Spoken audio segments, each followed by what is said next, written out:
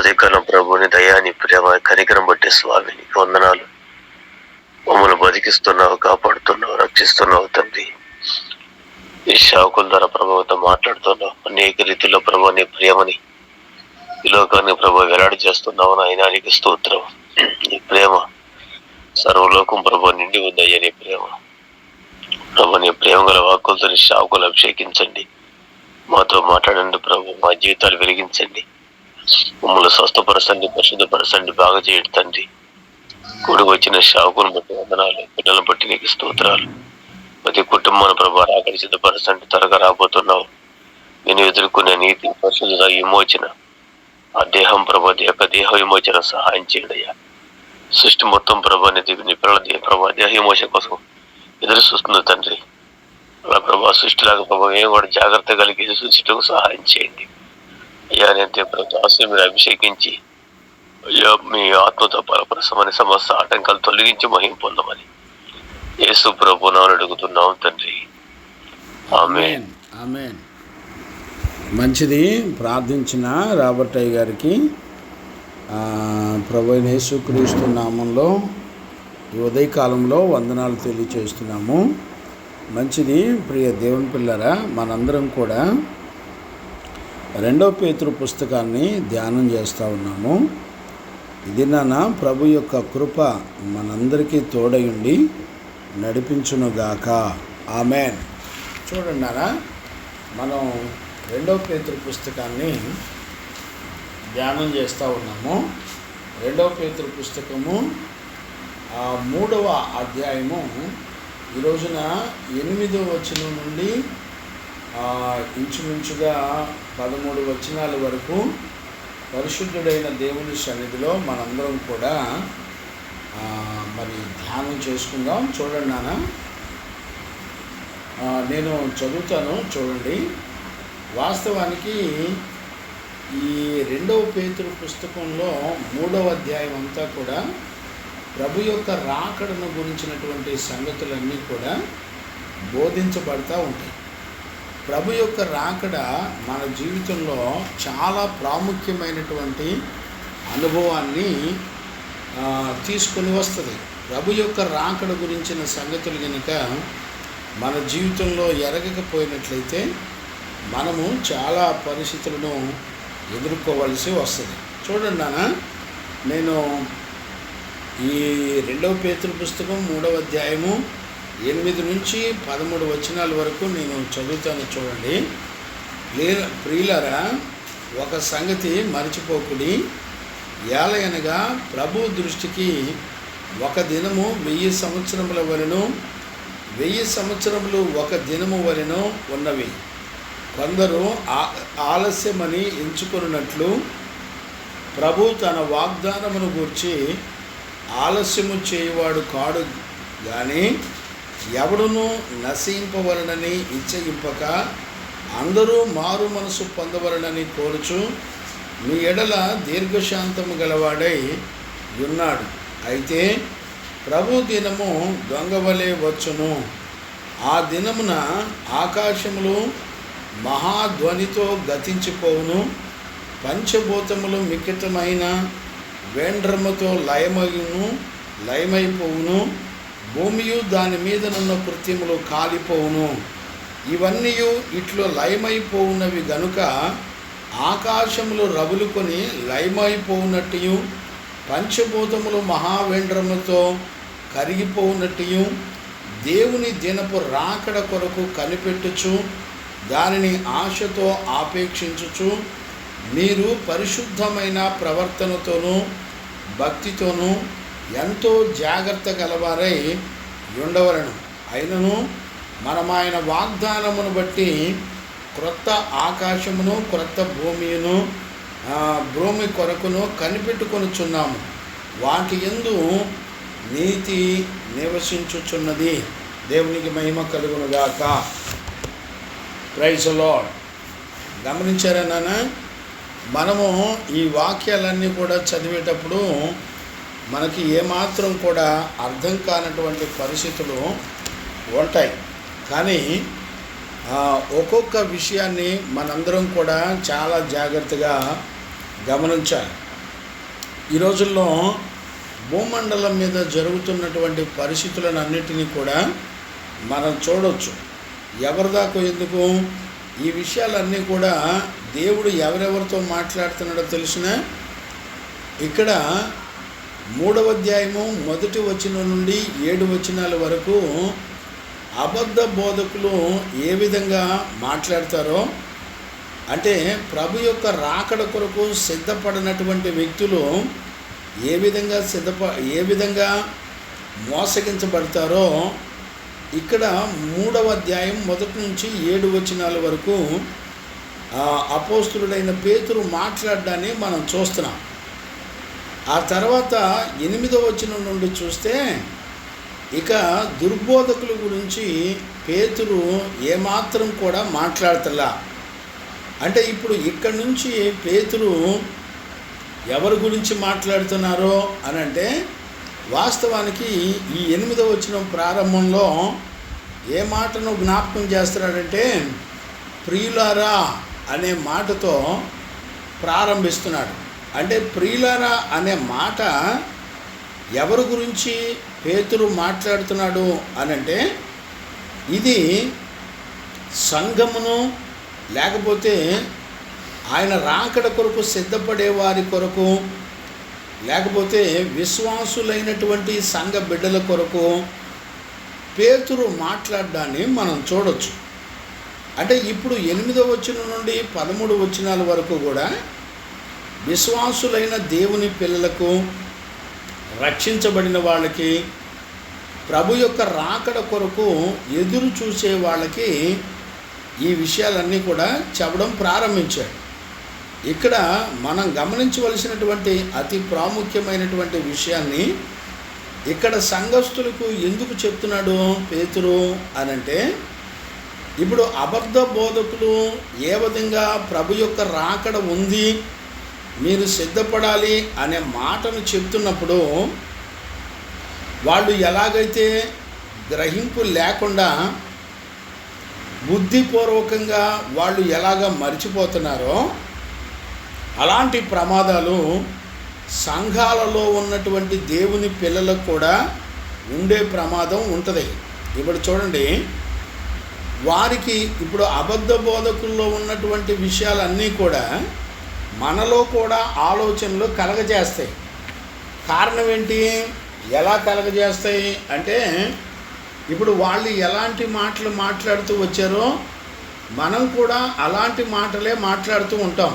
చూడండి 3వ అధ్యాయము 3-4 వచనాలు నేను చదువుతాను చూడండి. అంత్యదినములలో అపహాసకులు అపహసించుచు వచ్చి తమ స్వకీయ దురాశల చొప్పున నడుచుకొనుచు ఆయన రాకడను గూర్చినటువంటి వాగ్దానం ఏమాయను, పితరులు నిద్రించినది మొదలుకొని సమస్త సృష్టి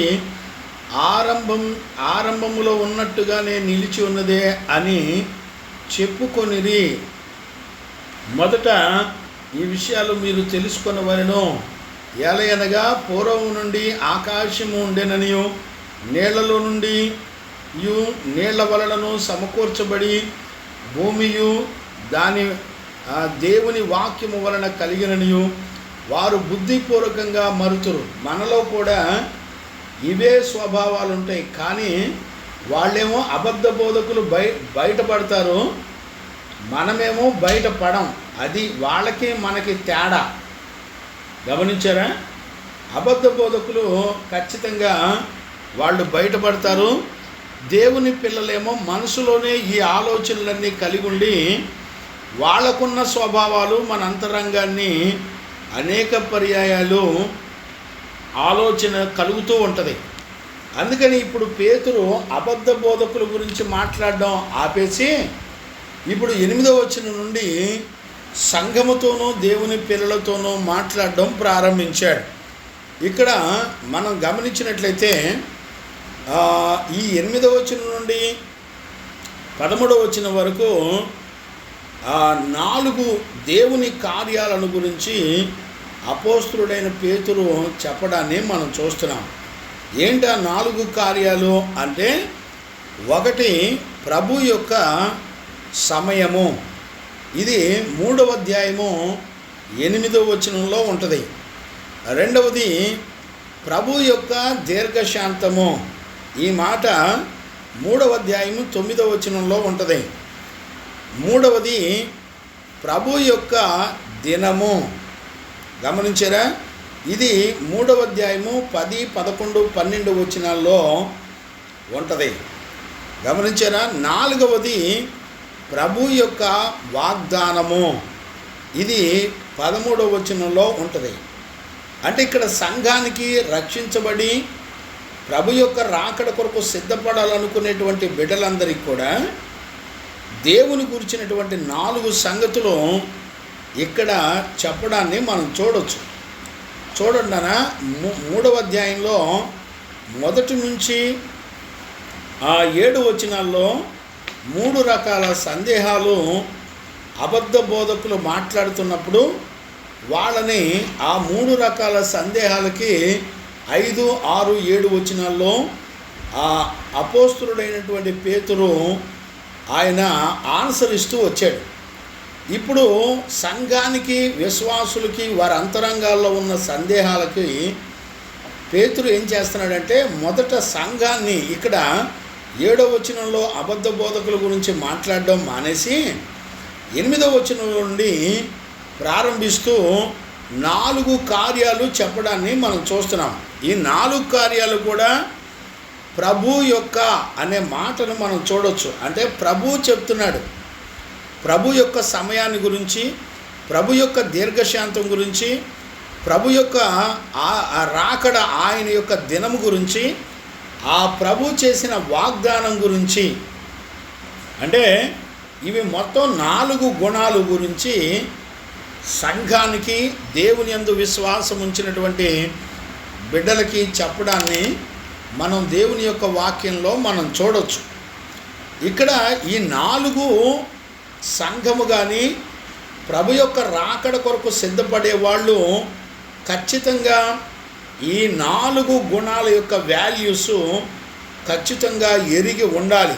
ఒకవేళ ఈ ప్రభు యొక్క సమయం గురించి కానీ, ఆయన యొక్క దీర్ఘశాంతం గురించి కానీ, ఆయన యొక్క దినము యొక్క రాకడ గురించి కానీ, లేకపోతే ఆయన ఏ వాగ్దానాలు చేశాడు అనేటువంటి విషయాలు కనుక అర్థం కాకపోతే ప్రభు యొక్క రాకడ కొరకు మనం ఎవ్వరం కూడా సిద్ధపడలేము అనేటువంటి సంగతి ఖచ్చితంగా మనందరం కూడా గుర్తుపట్టాలి. దేవునికి మహిమ కలుగునుగాక. చెవిగలవారు విందురుగాక. చూడండి నాన్న, ప్రభు యొక్క సమయము, దీర్ఘశాంతము, ఆయన యొక్క దినము, వాగ్దానము అనే మాటలు చాలా సంపూర్ణమైనటువంటి మాటలు. ఈ విషయాలు ఈ రోజున పరిశుద్ధుడైనటువంటి దేవుని దగ్గర మనందరం కూడా నేర్చుకోవడానికి ఇష్టపడదాం. చూడండి నాన్న, మనందరం కూడా రాకడ విషయంలో మనందరం కూడా ప్రభు త్వరగా వస్తే బాగుండు అని కోరుకోని వాళ్ళు ఎవరు ఉండరు. ఎందుకనంటే రక్షించబడిన వాళ్ళు కానివ్వండి, లేకపోతే విశ్వాసులు కానివ్వండి, ఎక్కువగా ప్రభు యొక్క రాకడ గురించి వాళ్ళు చాలా ఆలోచన కలిగి ఉంటారు. ఎందుకు ఆలోచన కలిగి ఉంటారు అనంటే, ఇప్పుడు రక్షించబడిన వాళ్ళు చాలా రకాలుగా బాధలకు, శ్రమలకు గురవుతూ ఉంటారు. చూడండి, శరీరమేమో పాపాన్ని ఆశించి కోరుకుంటూ ఉంటుంది, మన మనస్సాక్షి ఏమో గద్దిస్తూ ఉంటుంది. చూడండి, చాలాసార్లు శరీరంలో బలవంతపు ప్రేరేపణల చేత మన మనసును అణుచుకొని దేవునికి విరోధంగా బ్రతికేటప్పుడు మన హృదయం ఏమని కోరుకుంటుందంటే, ప్రభా, నేను ఎంతకాలం ఈ శరీరంతో బాధించబడాలి, నీ రాకడ త్వరగా వస్తే బాగుండు, లేకపోతే నాకు చావు త్వరగా వస్తే బాగుండు, నేను త్వరగా చనిపోవాలి, లేకపోతే నీ రాకడలోనన్నా నేను ఎత్తబడాలి. ఎందుకనంటే నా శరీరమే నన్ను మోసం చేస్తున్నటువంటి దినాలు, నా ఆలోచనలే నన్ను బలవంతం పెట్టి నన్ను బలహీనపరుస్తున్నాయి, నేను అనేక దినాలు ఓడిపోతూ ఉన్నాను, ప్రభువా నువ్వు త్వరగా వస్తే బాగుండు అని, లేకపోతే మన చావు త్వరగా వస్తే బాగుండు, లేకపోతే ఆయన రాకడ త్వరగా వస్తే బాగుండు అని సంఘములో విశ్వాసం కలిగిన వాళ్ళు చాలామంది బాధించబడుతూ ఉంటారు. మరి కొంతమంది ఏమో ఈ భూమండలం మీద అక్రమం చేత బాధించబడుతూ ఉంటారు. చాలామంది వాళ్ళ ఆస్తులు పోయినప్పుడు, బిడ్డల మాట విన్నప్పుడు, పరిస్థితులు విరోధంగా ఉన్నప్పుడు నేనెందుకు బ్రతకాలి, చనిపోతే మంచిది కదా అని మరి భూమండలం మీద సమాధానం లేక, నెమ్మది లేక చాలామంది ప్రభు యొక్క రాకడను గురించి కానీ, లేకపోతే చనిపోతే బాగుండు అనేటువంటి విషయాలు కానివ్వండి మాట్లాడుతూ ఉంటారు. గమనించారా బిడ్డలారా? ఈ రోజుల్లో ఇలాంటి పరిస్థితుల్లో చాలామంది రాకడను ఆపేక్షిస్తూ ఉంటారు. కానీ దేవుని యొక్క వాక్యం ఏమని చెప్తుందంటే, ఆయన దీర్ఘశాంతము గలవాడై ఉండి ఆయన మనందరం మారు మనసుకు తగిన ఫలాలు ఫలించాలని ఆయన మన కొరకు ఆలస్యం చేస్తున్నాడు అనేటువంటి దేవుని యొక్క ప్రేమను మనందరం కూడా చూడవచ్చు. గమనించారా? దేవుని యొక్క ప్రేమను మనందరం కూడా చూసి నడిపించబడతా ఉంటాం. ఈరోజు ఉదయకాలంలో మనం గమనించవలసినటువంటి విషయాన్ని 8వ వచనం నుండి 13వ వచనాల వరకు ప్రభు యొక్క సమయం గురించి, ప్రభు యొక్క దీర్ఘశాంతం గురించి, ప్రభు యొక్క దినమును గురించి, ప్రభు యొక్క వాగ్దానమును గురించి మనం ఇక్కడ పరిశుద్ధాత్ముడు అపోస్తులుడైన పేతురు ద్వారా సంఘంతో మాట్లాడడాన్ని మనందరం కూడా చూస్తున్నాం. దేవునికి మహిమ కలుగును గాక. Praise the lord. ఇప్పుడు చూడండి నాన్న,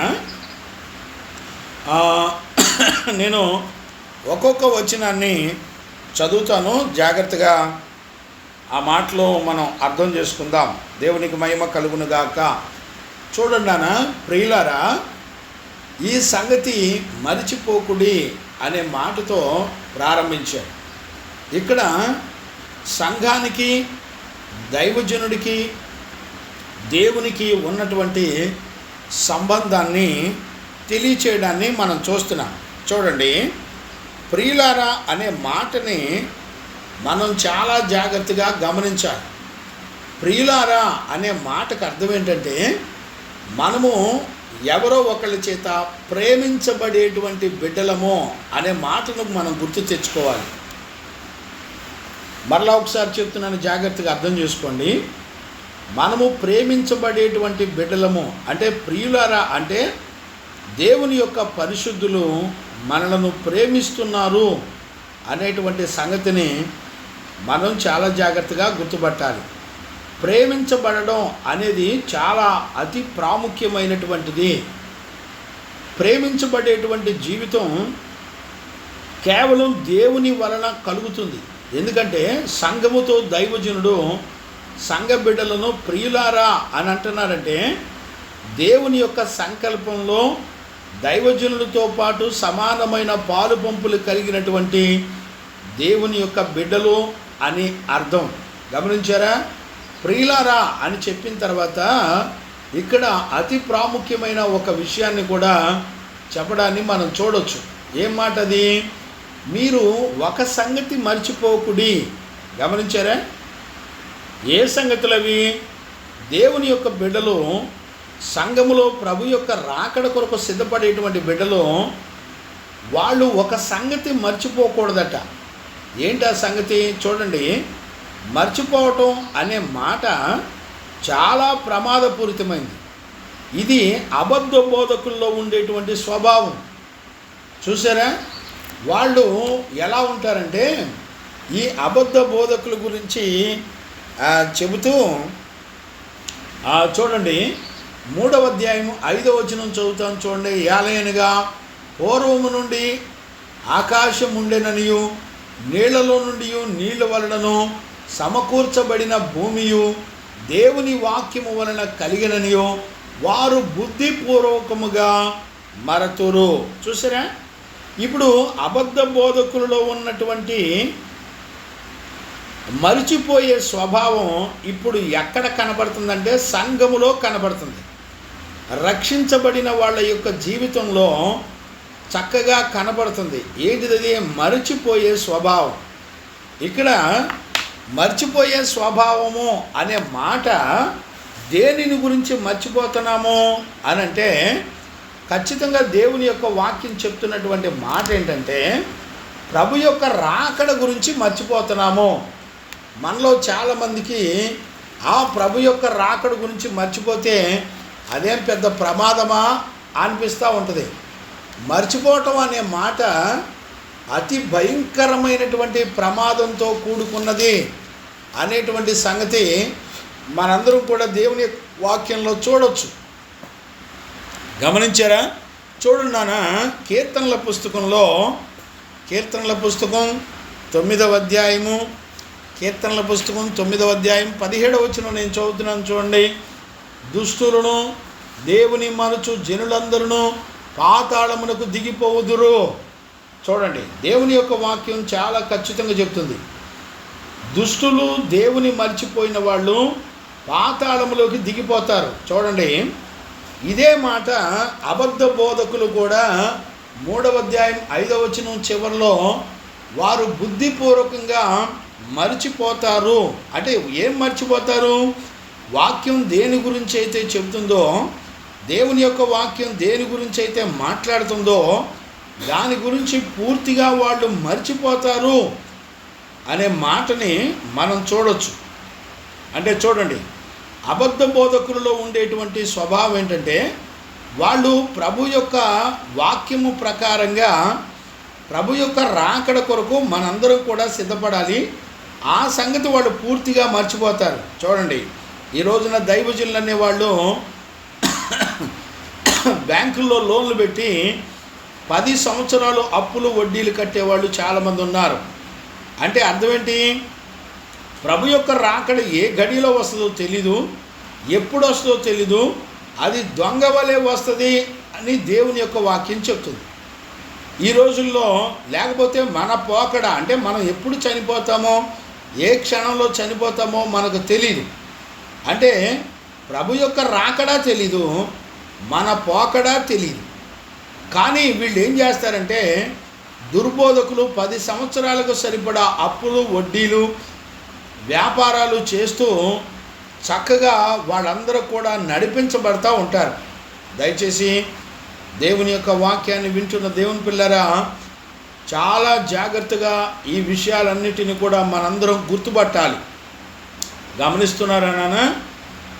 అందుకనే ఈ విషయాలు 8వ వచనం నుండి 13 వచనాల వరకు ఏ మాట 4 కార్యాలు, ఈ 4 కార్యాలు కూడా ప్రభు అనే మాటతో ప్రారంభమవుతుంది. ప్రభు యొక్క సమయం గురించి, ప్రభు యొక్క దీర్ఘశాంతం గురించి, ప్రభు యొక్క దినమును గురించి, ప్రభు యొక్క వాగ్దానమును గురించి 4 గుణ లక్షణాలను ఇక్కడ 8వ వచనం నుండి 13వ వచనం వరకు దేవుని ఆత్మ మనతో మాట్లాడడాన్ని మనందరం కూడా చూస్తున్నాం.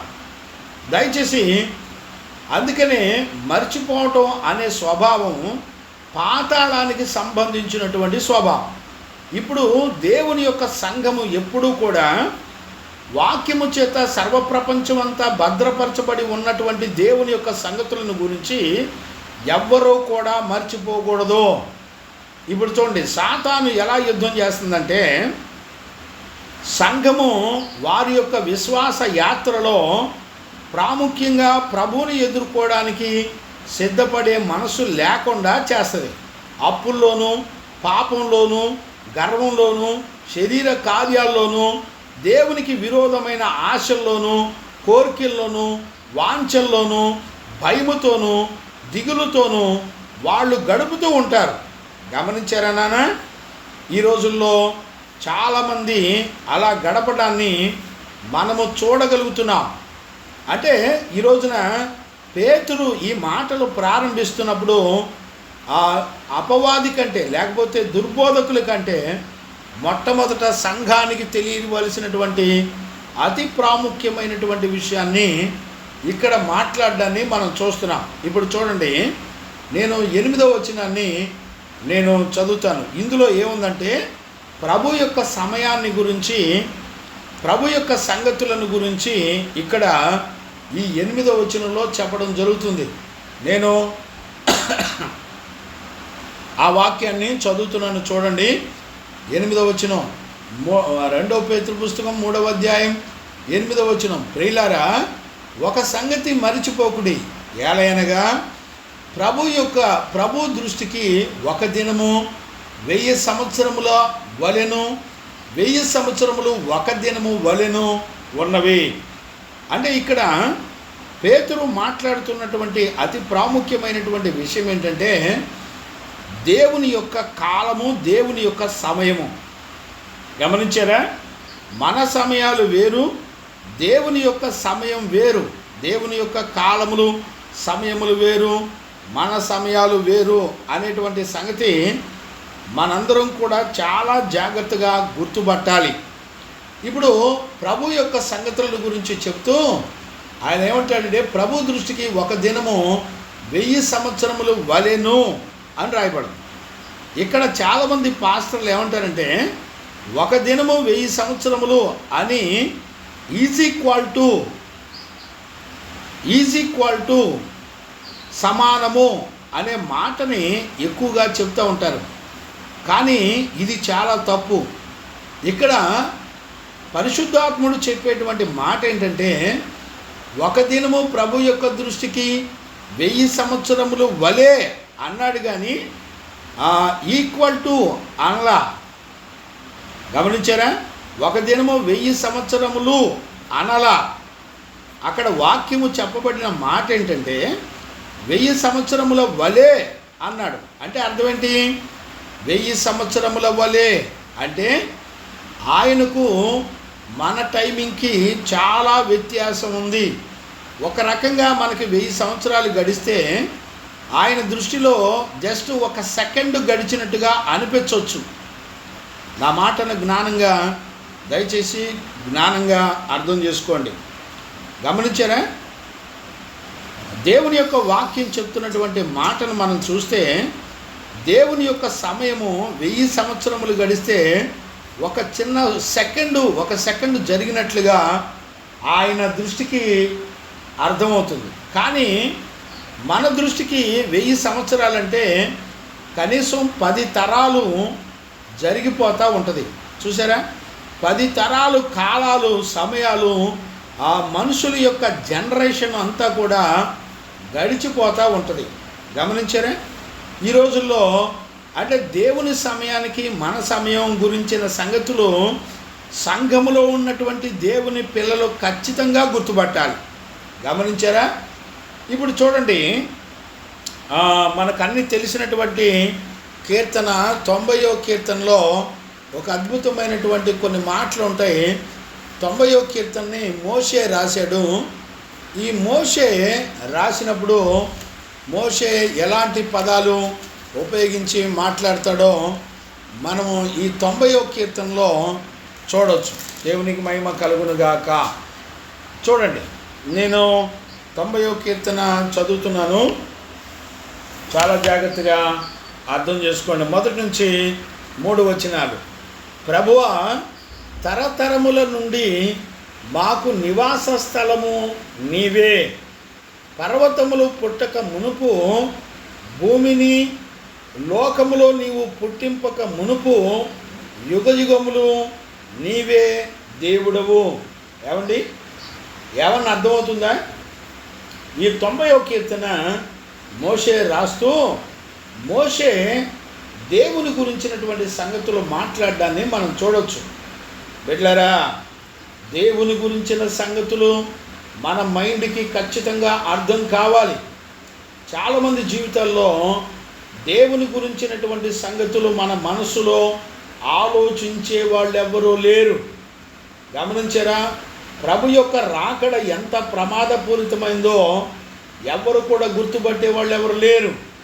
ప్రభు యొక్క సమయాలు కానివ్వండి, ప్రభు యొక్క దినములు కానివ్వండి, ఆయన సంవత్సరములు కానివ్వండి, ఎవరి మనసుకు తోచదో. మరలా చెప్తున్నాను, దేవుని యొక్క సమయాలు చాలా జాగ్రత్తగా గుర్తుపట్టాలి. మోషే అంటాడు, అయ్యా ప్రభువా, నీవు తరతరముల నుండి మాకు నివాస స్థలము నీవే అంటాడు. తరతరముల నుండి నివాస స్థలం అంటే అన్లిమిటెడ్ ఇక్కడ కాలాన్ని మోషే చెప్తున్నాడు. కాలాన్ని, సమయాన్ని దైవజనుడైన మోషే చెప్తున్నాడు. ఏమని చెప్తున్నాడు? అయ్యా, తరతరాలు తరతరాలు తరతరాలు, ఎన్ని తరాలో తెలీదు, నీవు అనంతుడవైన దేవుడవు, నిత్యుడైన దేవుడవు, నీవు సంవత్సరములు చూడండి, ప్రభువా తరతరముల నుండి మాకు నిత్య నివాసము నీవే, పర్వతములు పుట్టక మునుపు, భూమిని లోకమును నీవు పుట్టింపక మునుపు, యుగ యుగములు నీవే దేవుడవు. అంటే ఆయన ఎన్ని తరాల క్రితం ఉన్నటువంటి వాడో, అందుకని ఆయన ఉన్నవాడను అనువాడను నేనే అంటాడు. అంటే ప్రపంచములు కలగక మునిపే సర్వశక్తి కలిగిన మహాదేవుడు ఉన్నాడు. ఇంతవరకు భూమి ఆకాశంలో ఎంత సామర్థ్యం, అది భూమి ఆకాశాలు సర్వప్రపంచం అంతా కూడా ఎంత పెద్దదో ప్రపంచంలో ఇంతవరకు ఎవరు కూడా కనిపెట్టలేకపోయారు. కొన్ని గ్రహాలు గుర్తుపట్టగలిగారు కానీ వాటిల్లో ఉన్న గెలాక్సీలను గుర్తుపట్టలేకపోయారు. ఈ సర్వ సృష్టి యొక్క అంతం కానీ అది ఎంత పెద్దదో కూడా ఇంతవరకు ఏ మనుషుల జ్ఞానానికి అందలేదు అనే సత్యాన్ని ఖచ్చితంగా మనందరం కూడా గుర్తుపట్టాలి. చూడండి, ఆయన సృష్టించిన సృష్టి ఎంత పెద్దదైతే ఆయన ఎంత జ్ఞానం కలిగిన వాడు, ఎంత జ్ఞాన సంపూర్ణుడు. అందుకని మోషే దేవునితో అంటున్నాడు, అయ్యా, తరతరాలకు యుగయుగాలకు భూమి పుట్టక మునుపే నీవు మంచి దేవుడవు నాయనా అని చెప్తున్నాడు. చూడండి, 3వ వచనం కూడా చదువుతున్నాను చూడండి. నీవు మనుషులను మంటికి మార్చుచున్నావు, మరలా తిరిగి రండని నీవు సెలవిచ్చుచున్నావు. గమనించారా? అయ్యా, నీ సృష్టికి అంతము లేదు గనక, నీ ప్రపంచములకు అంతము లేదు గనక నాయనా నువ్వెంత దేవుడవో. చూడండి, ఆయన అంటాడు, మనిషిని మంటికి మార్చేస్తున్నాడంట. గమనించారా? నల్లరా తిరిగి రండని పిలుస్తున్నాడంట. నీ దృష్టికి 1000 సంవత్సరములు గతించిన నిన్నటి వలె ఉన్నవి, రాత్రి ఎందలి ఒక జాము వలె ఉన్నవి. చూసారా? 1000 సంవత్సరాలు జాము అంటే 3 గంటలు. 3 గంటల సమయాన్ని ఒక జాము అంటారు. గమనించారా? అంటే దేవుని దృష్టికి 3 గంటలు మన జీవితంలో 1000 సంవత్సరాలు ఆయన దృష్టికి ఒక జాముల వలె ఉందంట. ఏ మాట మాట్లాడుతున్నా ఒక జాము వలె, ఒక దినము వలె, ఒక సెకండ్ వలె అని వలె అని రాసింది. కానీ పర్టిక్యులర్గా 1000 సంవత్సరాలు దేవుని దృష్టికి 3 గంటలు ఒక జాము అని చెప్పట్లా. అన్లిమిటెడ్ సుమారుగా చెప్తున్నాడు మోషేకి అందినటువంటి జ్ఞానం ప్రకారంగా చెప్తున్నాడు. 1000 సంవత్సరాలు దేవుని దృష్టికి నిన్న గడిచినటువంటి ఒక జాము వలె, రాత్రి గడిచినటువంటి ఒక జాము వలె ఉందట. చూడండి, గమనించారా? ఇంకా మనం చూడగలిగితే పోనీ 5, 6, 7 వచనాలు కూడా చదువుతాను చూడండి. వరద చేతనైనట్టు నీవు వారిని పారగొట్ట వేయగా వారు నిద్రింతురు, ప్రొద్దున వారు పచ్చగడ్డి వలె చిగురింతురు, ప్రొద్దున అది మొలిచి చిగురించినను సాయంకాలమున అది కోయబడి వాడబారును. నీ కోపం వలన మేము క్షీణించుచున్నాము, నీ ఉగ్రతను బట్టి దిగులు పడుచున్నాము. మా దోషములు నీవు నీ ఎదుట ఉంచుకొని ఉన్నావు, నీ ముఖకాంతిలో మా రహస్య పాపములు కనబడుచున్నవి. నీ ఉగ్రతను భరించుచునే మా దినములన్నీ గతించిపోయినవి. నిట్టూర్పులు విడిచినట్లు మా జీవితకాలము జరుపుకొందుము. మా ఆయుష్కాలము, చూడండి 10వ వచనంలోకి వచ్చేపాటికి, మా ఆయుష్కాలము 70 సంవత్సరములు, అధిక బలమున్న ఎడల 80 సంవత్సరములగును. అయినను వాటి వైభవము ఆయాసమే, దుఃఖమే. అది త్వరగా గతించును, మేము ఎగిరిపోవుదుము. నీ ఆగ్రహ బలము ఎంతో ఎవరికి తెలియను?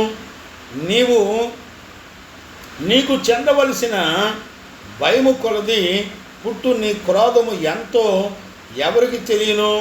చూసారా, మాకు జ్ఞాన హృదయము కలుగుచేయునట్లుగా చేయము, మా దినములు లెక్కించుటకు మాకు నేర్పము. గమనించారా? ఉదయం పచ్చగా ఉండి సాయంత్రం గడ్డి ఎండిపోవునట్లుగా మేము ఎండిపోతామయ్యా. మీరు పిలిస్తే మేము వితిన్ సెకండ్లో అన్నీ విడిచిపెట్టి మేము నీ దగ్గరికి రావాలి ప్రభా. మా ఆయుష్కాలము అధిక బలం ఉంటే 60-70 సంవత్సరాలే ప్రభా అని చెప్తాం. అంటే దేవుని కాలానికి మన కాలానికి ఎంత వ్యత్యాసం ఉందో దయచేసి ఈ ఉదయకాలంలో మనందరం కూడా అర్థం చేసుకోవాలి. గమనించారా? అందుకనే మోషే అంటాడు, అయ్యా మా ఆయుష్కాలం ఎంత, మా దినములు ఎంత, మా ఆయుష్కాల దినములన్నీ కూడా మా దినములు మేము లెక్కించుకోవడం మాకు నేర్పించయ్యా, మాకు జ్ఞాన హృదయాన్ని కలుగచేయండి అయ్యా. చూడండి, మనందరికీ కూడా జ్ఞాన హృదయం కావాలంట. మన దినములు లెక్క పెట్టుకోవడానికి, మన సంవత్సరములు లెక్క పెట్టుకోవడానికి జ్ఞాన హృదయం కావాలి. అంటే దీన్ని బట్టి మోషే చెప్పేది ఏంటంటే, మనము పొద్దున కనబడి సాయంత్రం మాడిపోయే అడవి గడ్డి పువ్వు లాంటి వాళ్ళము, అడవి గడ్డి లాంటి వాళ్ళము, నీటి బుడగ వంటి వాళ్ళము, నీటి ఆవిరి వంటి వాళ్ళము. గమనించారా? మన ఆయుష్కాలము చాలా స్వల్పమైంది. ఇప్పుడు దేవుని కాలాన్ని బట్టి చూస్తే మనము ఆయన దృష్టికి ఒక రెప్పపాటు అయితే, ఒక సెకండ్ అయితే ఇంచుమించుగా మనము 1000 సంవత్సరాలలో 10 తరాల ప్రజలు పుట్టి చచ్చిపోతూ ఉంటారు. గమనించారా? అందుకని దేవుని యొక్క కాలం సమయం వేరు, మన కాలం సమయం వేరు. చాలా జాగ్రత్తగా ఈ విషయాలన్నీ కూడా దయచేసి అర్థం చేసుకోవాలి.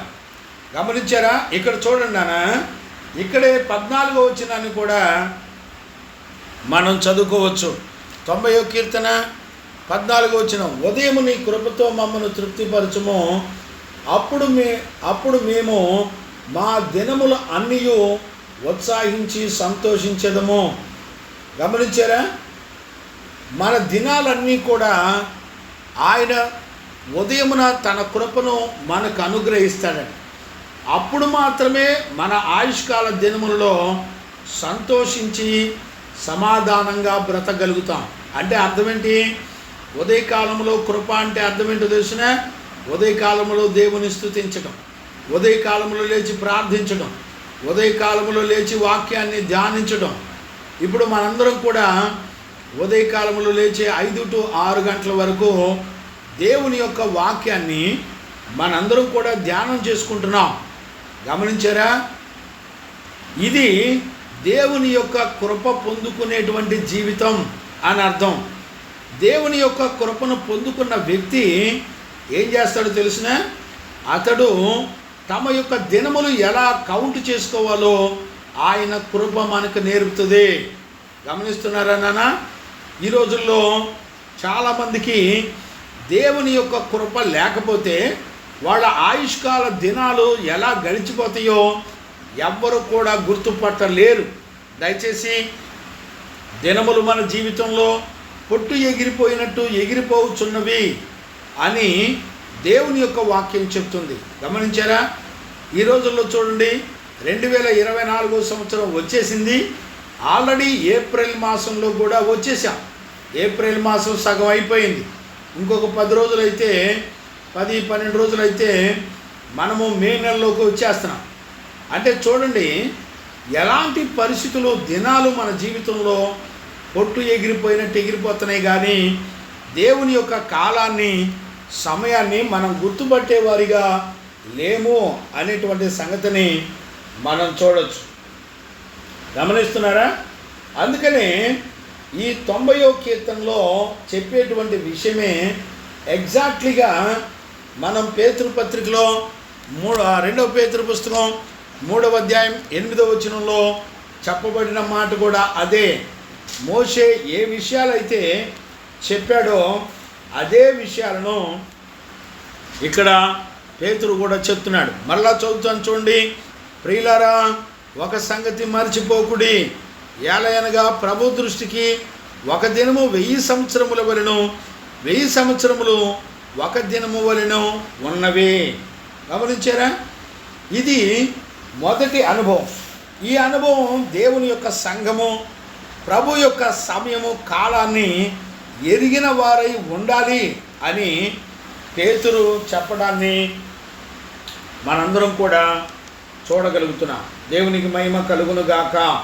Praise the lord. ఇప్పుడు చూడండి అన్న, ఇందులో 2వ అంశాన్ని నేను జ్ఞాపకం చేస్తున్నాను. చూడండి, 2వ అంశంలో 9వ వచనంలో ఉంది.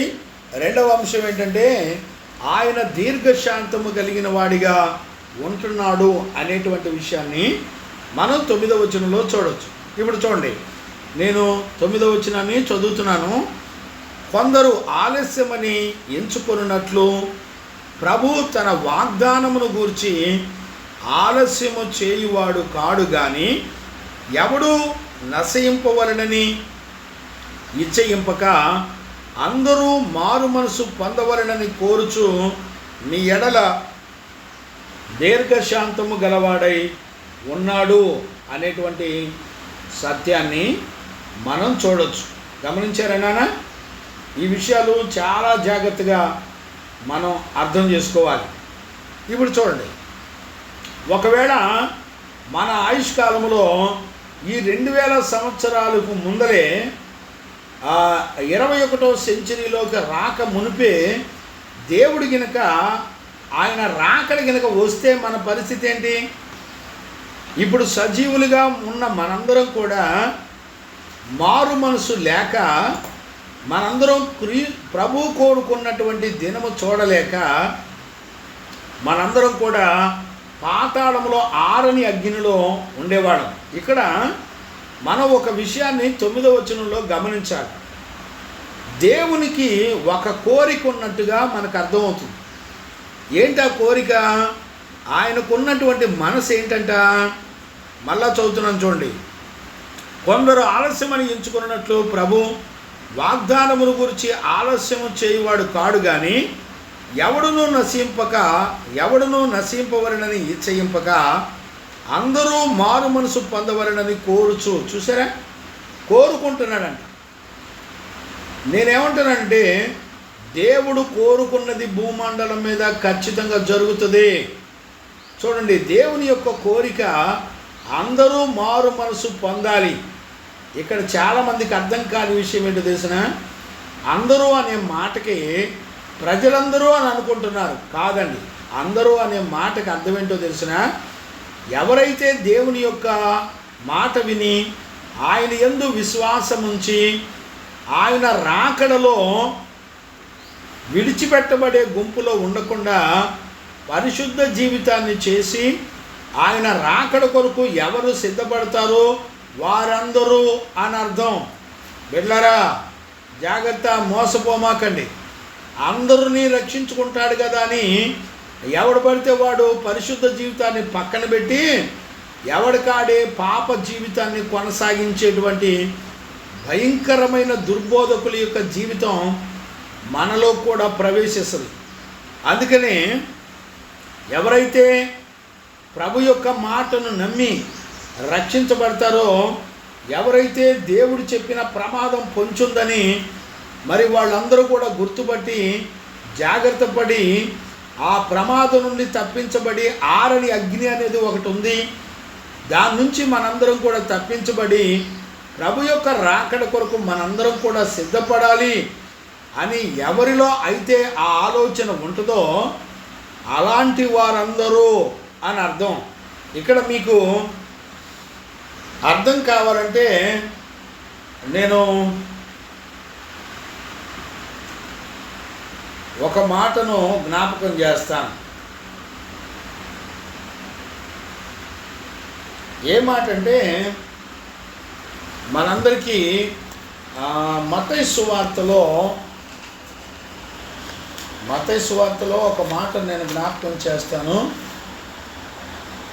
లేకపోతే ఇదే మాటని మనం రోమాపత్రికలో చూడవచ్చు. రోమాపత్రిక 2వ అధ్యాయము 4వ వచనాన్ని మనం చూడవచ్చు.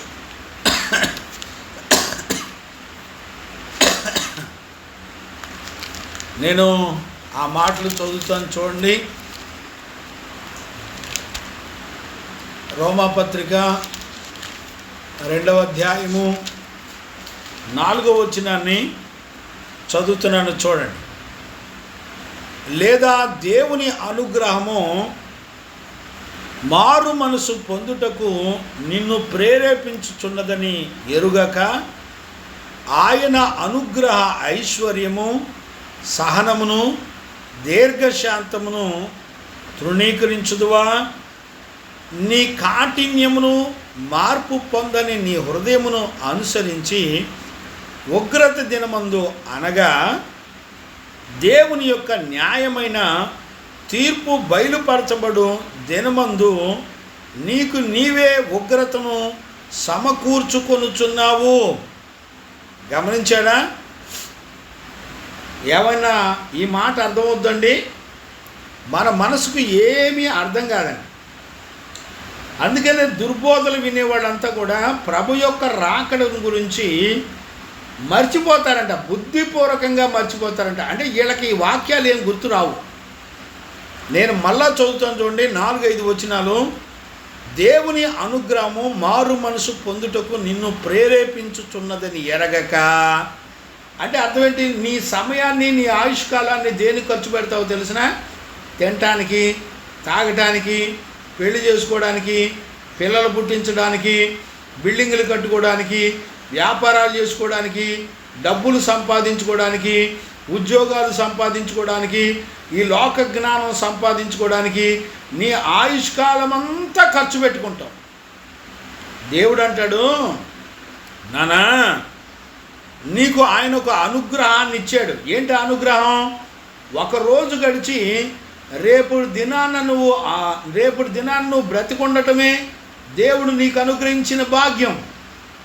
ఆయన ఎందుకు నీకు ఒక దినము, ఒక సంవత్సరం నీకు ఎందుకు ఇస్తున్నాడు ఆయుష్కాలాన్ని? అంటే నువ్వు నీ బతుకు మార్చుకోవడానికి ఇచ్చాడు. ఇప్పుడు చాలామంది ఏం చేస్తున్నారు?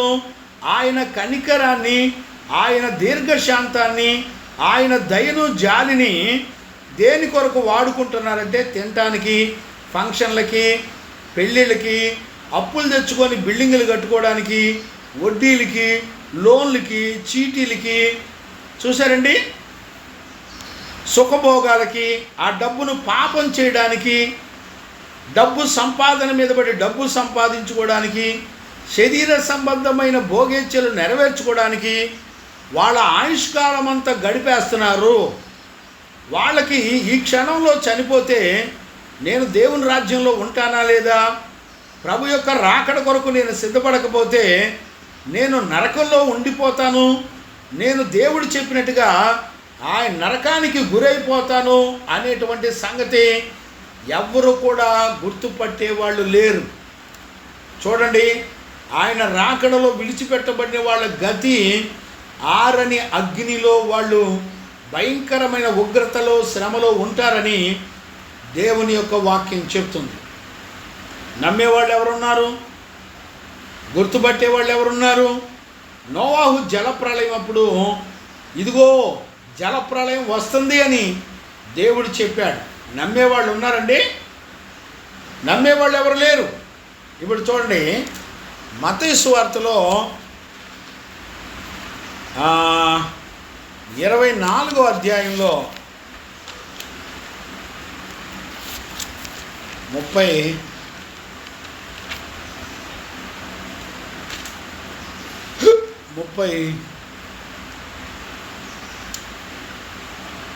చూడండి అన్న, లేకపోతే 33 నుంచి చదువుతున్నాను చూడండి, లేకపోతే 32 నుంచి చదువుతున్నాను చూడండి. అంజూరపు చెట్టును చూచి ఒక ఉపమానము నేర్చుకునండి. అంజూరపు చెట్టు, అంజూరపు కొమ్మ లేతదై చిగురించినప్పుడు వసంతకాలము ఇంకా సమీపముగా ఉన్నదని మీకు తెలియను. ఆ ప్రకారమే మీరు ఈ సంగతులని జరుగుతూ చూచినప్పుడు ఆయన సమీపముగానే ద్వారము దగ్గరే ఉన్నాడని తెలుసుకొనుడి. ఇవన్నీ జరుగు వరకు ఈ తరము గతించదని నిశ్చయముగా మీతో చెప్పుచున్నాను. ఆకాశమును భూమియు గతించినను కానీ నా మాటలు ఏమాత్రమును గతించవు. అయితే ఆ దినమును గూర్చియు ఆ గడియను గూర్చియు తండ్రి మాత్రమే ఎరుగును గాని కుమారుడైనను పరలోకమందలి దేవదూతులైనను కుమారుడైనను మనుషుడు క్షమించండి నాన్న, తండ్రి మాత్రమే ఎరుగును గాని ఏ మనుషుడైనను పరలోకమందలి దూత అయినను కుమారుడైనను ఎరగడు.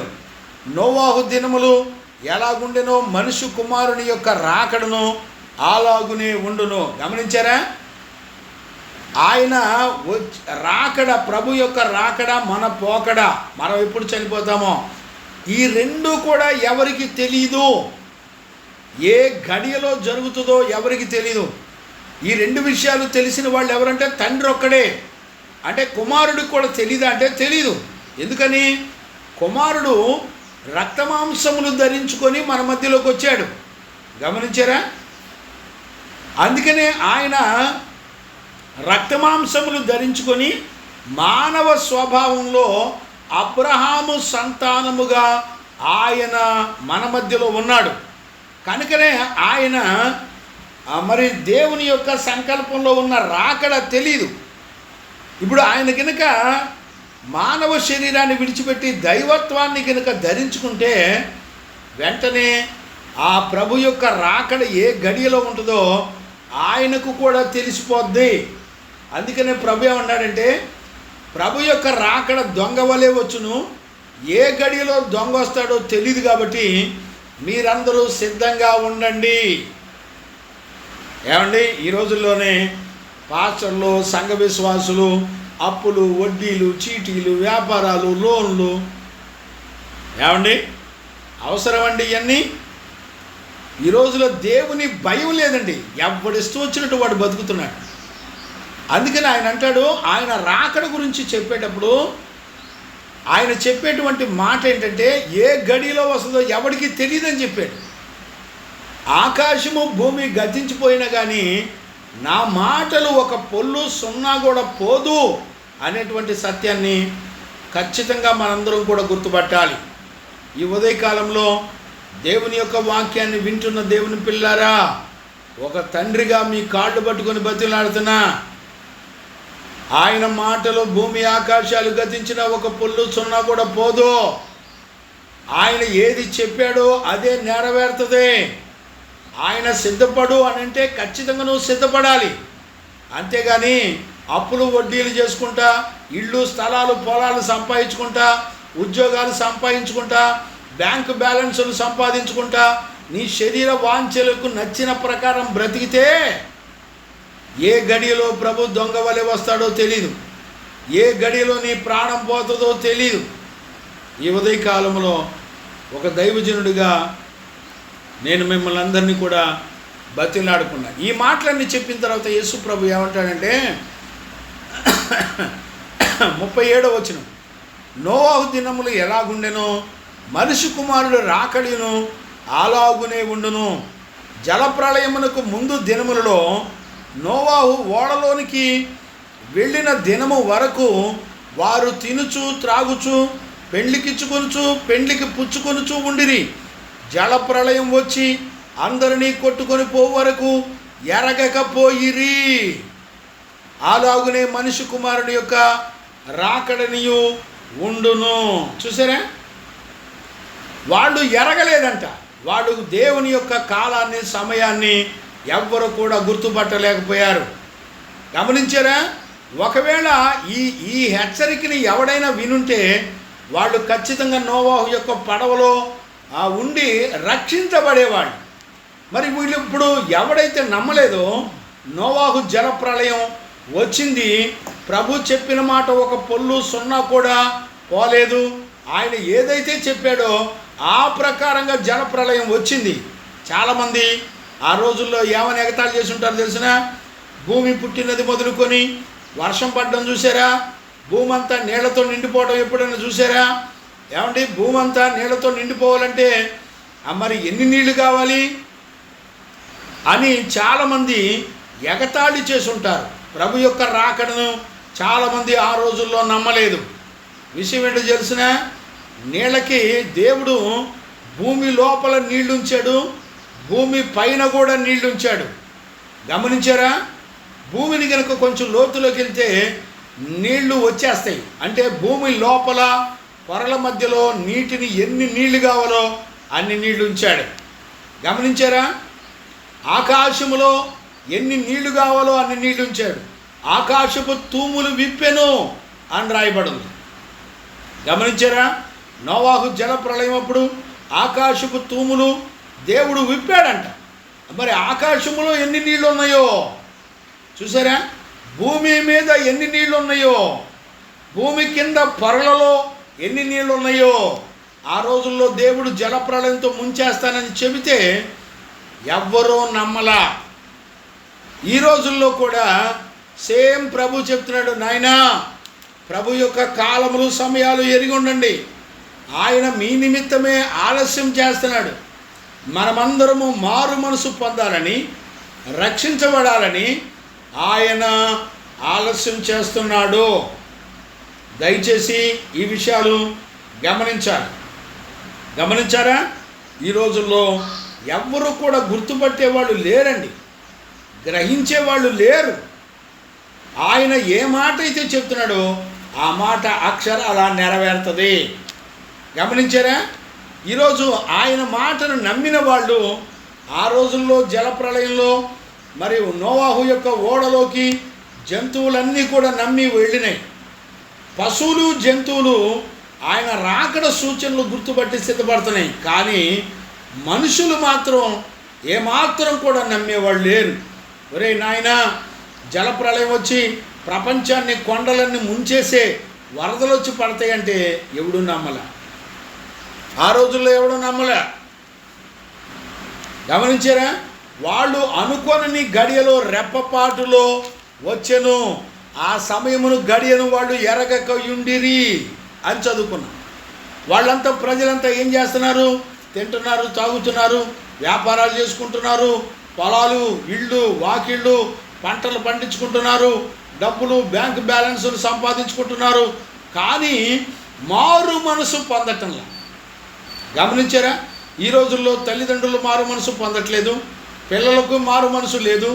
ఏ మారు మనసు లేకపోయినా నీకేం కావాలి? డబ్బులు కావాలి, ఆస్తులు కావాలి, వెండి బంగారాలు కావాలి, సోకులు కావాలి, ఎచ్చులు కావాలి, నీ శరీర వాంఛలు తీర్చుకోవడానికి భోగేచ్ఛలు కావాలి. ఏమండి, ఈ రోజుల్లో ప్రభు మొత్తుకుంటున్నాడు, అయ్యా నా రాకడ అతి సమీపంగా ఉంది, నా రాకడలో సూచనలు ఇవి, ఇదిగో ఇలా జరుగుతాయి అని దేవుని ఆత్మ మనతో మాట్లాడి గద్దిస్తున్నటువంటి దినాలు. ఈ రోజుల్లో ఎవరు నమ్ముతారు చెప్పండి? ఎవరు గుర్తుపడుతున్నారు చెప్పండి? కనుక ఈ ఉదయకాలంలో దేవుని యొక్క వాక్యాన్ని వింటున్న దేవుని పిల్లరా, ఖచ్చితంగా మనందరం కూడా ఈ విషయాలను గుర్తుపట్టాలని ఒక దైవజనుడిగా నేను మిమ్మల్ని అందరినీ కూడా కోరుకుంటున్నాను. వాక్యం ఎలా పడితే అలా చదవటం కాదండి. వాక్యంలో ఉన్నటువంటి ప్రతి విషయాన్ని క్షుణ్ణంగా పరీక్షించాలి. ఎవరికి అంత తీరిక లేదు. తినటానికి, తాగటానికి, నిద్రపోవడానికి తీరిక ఉంది, కానీ మన ఆత్మను రక్షించుకోవడానికి, పరిశుద్ధ జీవితం చేయడానికి దేవుని యొక్క వాక్యం ఎలా సిద్ధపడమంది, నేను ఎలా సిద్ధపడాలి, ఆయన దీర్ఘ శాంతమును మనము ఎగతాళి చేస్తాం. ఒకవేళ ఆయన ఈ రోజున మనం బతికుండకుండా ఒకవేళ కరోనాలో కనుక మనందరం చనిపోతే, సరైన మారు మనసు లేదు కాబట్టి ఈ రోజున ప్రభు యొక్క రాకడకి ఆయన సమయాల్ని, ఆయన దీర్ఘశాంతాన్ని, వాక్యాన్ని గురించి విని మనసు మార్చుకునే బ్రతుకులు మనకు ఉండేదేనండి? ఉండేది కాదు. అంటే ఇప్పుడు మన జీవితంలో ఏం జరుగుతుంది అని అంటే, మన జీవితంలో రాకడను గురించినటువంటి సంగతులు ఎవరు కూడా గుర్తుపట్టే వాళ్ళు లేరు. కాబట్టి ఉదయకాలంలో ఒక తండ్రిగా, దైవజనుడిగా నేను మిమ్మల్ని అందరినీ కూడా బతిమలాడుకుంటున్నా, బిడ్డలారా ప్లీజ్ ఆయన కాలాలు సమయాలను గుర్తుపట్టండి, ఆయన దీర్ఘశాంతమును గుర్తుపట్టండి, ఆయన మీకు ఎందుకో ఆయుష్కాలాన్ని ఇచ్చాడో గుర్తుపట్టండి. పెళ్ళిళ్ళకి, ఫంక్షన్లకి, ఊర్లెమ్మటి పొలాలు, ఇళ్ళు ఎమ్మటి కట్టించుకుని తిరగటానికి కాదండి. నీ ఇంటి పేర్లు, నీ గొప్పతనాలు చెప్పుకునే కాలాలు కాదండి ఇవి.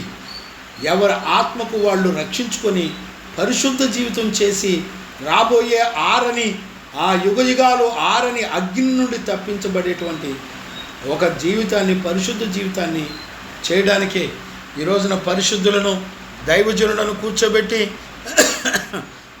ఉదయకాలంలో నువ్వు ఎక్కడెక్కడ ఉన్నా దేవుని ప్రేమ కనికరించి నిన్ను లేపి నీకు వాక్యం చెప్పి ఆయన ఆత్మ నిన్ను సిద్ధపరుస్తున్నటువంటి దినాలు. కాబట్టి ఈ ఉదయకాలంలో ఈ సత్యాన్ని గ్రహించి ప్రభు యొక్క రాకడ కొరకు సిద్ధపడడానికి ప్రభు మనందరికీ సహాయం చేసి నడిపించునుగాక.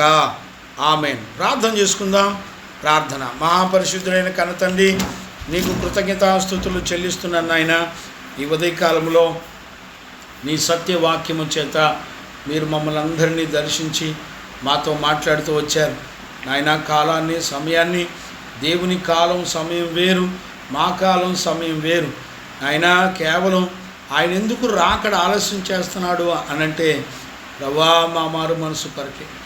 మేమందరం ఏ రోజున మారు మనసు పొందకపోతే ఆ రోజున ఏ క్షణములో మా మరణం నీ రాకడ వస్తుందో తెలియదు. కాబట్టి సిద్ధపడమని నీ వాక్యం ద్వారా మాతో మాట్లాడావు నానా. ఆదిమ సంఘం, పేతురు కడుతున్న సంఘానికి ప్రభా దుర్బోధకులను పక్కన పెట్టి సంఘాన్ని సిద్ధపరుస్తూ నువ్వు ప్రేమతో మాట్లాడుతూ వచ్చావు నాయన.